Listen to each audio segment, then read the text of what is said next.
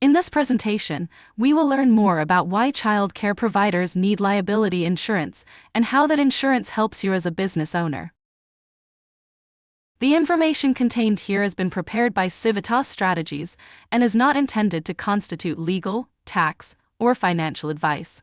The Civitas Strategies team has used reasonable efforts in collecting, preparing, and providing this information, but does not guarantee its accuracy, completeness, adequacy, or currency.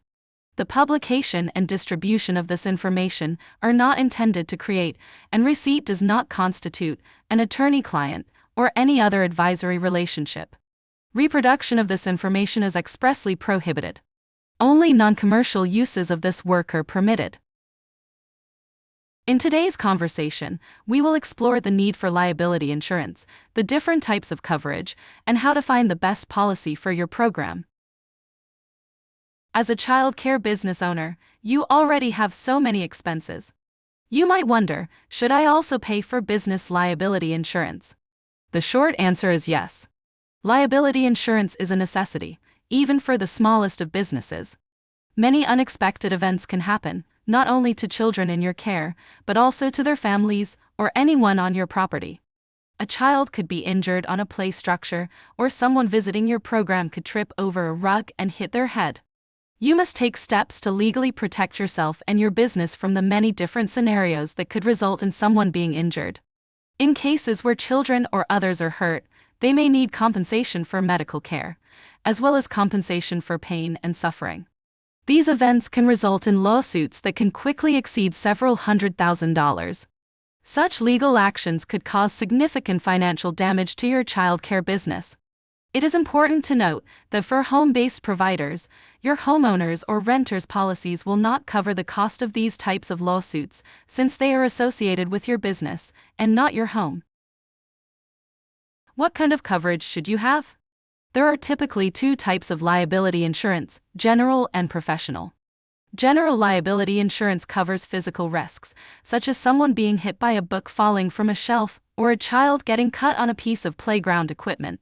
Professional liability insurance, which is separate, will cover circumstances when you don't do something properly or make an error, such as overheating a bottle of milk for an infant. When choosing liability coverage, there are many different potential costs that you will need insurance coverage for. Look for policies that cover key costs, such as attorney's fees for defending against lawsuits, as well as legal expenses incurred from representation for administrative hearings with government agencies, such as licensing, medical expenses for the injured party, judgments regarding allegations of abuse and neglect, issues with food preparation or the distribution of medication, accidents occurring due to swimming pools, play structures, or toys, injuries from any animals the children may come into contact with, and the actions of all employees and volunteers. In addition to general and professional liability insurance, you can also purchase secondary insurance.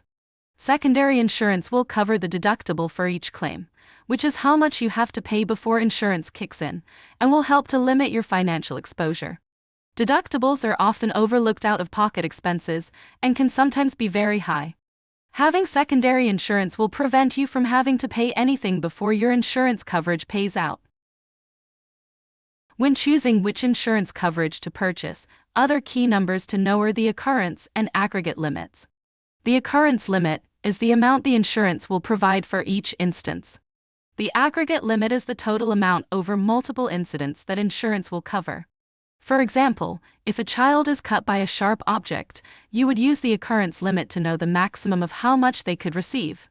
If a child were injured last week, and to others separately this week, you will want to think not only about the coverage per occurrence for each of the three incidents, but also the total amount of the three occurrences, which is the aggregate coverage. Tom Copeland, a now retired leading authority on child care businesses, recommended at least $1 million per occurrence and $2 million in aggregate liability insurance coverage, since incidents can add up quickly. So how do you go about getting liability insurance? First, you may want to start by contacting your current insurance agent, since there may be a discount for having more than one policy with them. You may also want to get a couple of different quotes to compare. Alternatively, there is a list of agents who work with child care providers, available at www.tomcopeland.com. tomcopeland.blog.com/insurance directory. The advantage to having an agent who works with child care providers is that they will understand the unique needs of your business and the types of incidents that can occur. When choosing your policy, it is important that you have the agent explain what is and what isn't covered in detail. Think of situations that could occur and discuss if the policy you are considering would cover such scenarios. For more information, visit the DCL Thriving Childcare Business Academy website. If you have questions about the Academy, send them to the email address on the screen. And be sure to visit the Civitas Strategies YouTube channel for more valuable resources to support you and your business.